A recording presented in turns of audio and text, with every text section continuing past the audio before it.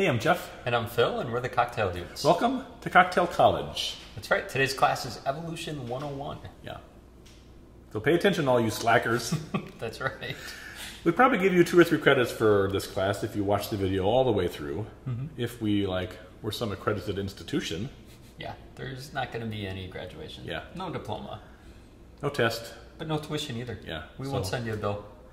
And you can come to class in your pajamas, like with your hair all like this.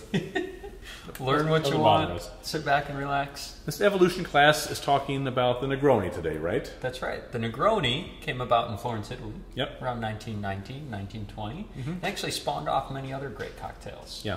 And in of itself, it actually came about from a classic cocktail called the Americano. Yeah. So we got to start the story in 1860, right? That's right. In Milan, Gaspar Campari developed a cocktail, the Milano Torino. That's right. Right? Campari, Cinzano, sweet vermouth, That's right. and soda water. He called it the Milano Torino because the Campari is from Milan, the Cinzano from Turin, right? And it's a nice, refreshing, slightly bitter drink that you'd enjoy early on in a meal as an aperitivo or before dinner. You probably should have coined it the Novara Torino, right? Right. Because until 1904, the Campari was actually made outside of Milan, in Novara, about 30 miles outside. And it wasn't until 1904 that production actually moved into Milan, right? But he mixed the Campari in equal parts with the sweet vermouth, added a healthy dose of club soda, served it in a tall glass over ice with a little orange peel. Very nice, delicious cocktail, right? That's right. Now the Campari is the bitter element, has a nice, crisp, bitter bite to it, hints of citrus peel, herbs. It gets its sharp red color from carminic acid, which until 2006 was in here because they would chomp up dried cochineal insects to get the color, right? Don't need to worry about that anymore because there's some artificial thing in there nowadays. But if you have any old bottles, probably you'll see an insect leg floating around in there. I don't know. Right? Right? But this fizzy, pleasant drink was enjoyed for decades, right? And everyone was happy. About the mid-1910s, it was rebranded the Americano. Yeah, because in right at the end of World War I, all the expatriates, the American expatriates after the war, really enjoyed this drink. Yeah. They liked the refreshing taste of it, and so they redubbed it the Americano. Yeah. It was a nice, it's not high in alcohol. It was a nice thirst quencher, nice refreshing cocktail that was, very enjoyable on those hot days. Right. And everything was fine until Count Negroni came along, right? Dun, dun, dun. Camillo Luigi Manfredo Maria Negroni.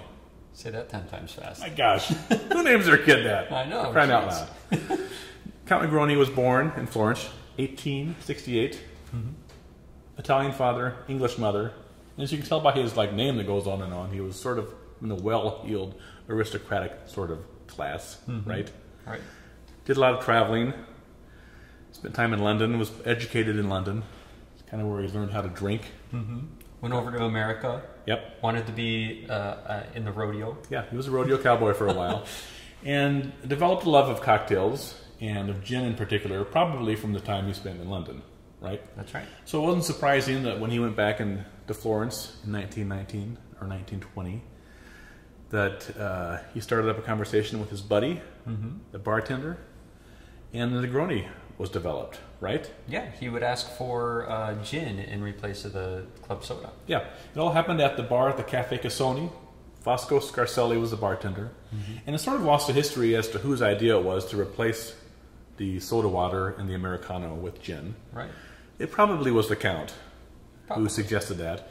And then it was Scarselli who named the cocktail after him, after people began ordering the Americano in the Negroni way. Yeah. Right?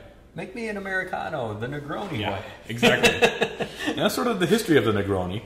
A wonderful cocktail that's sort of seen a deserved resurgence now as people's taste kind of have evolved to enjoy some of these more bitter elements in cocktails. And so this cocktail has had many variants and many variations on it. Most classic of which came right on the heels of it, right? The Boulevardier. And that takes us to Harry McElhone. That's right. Right?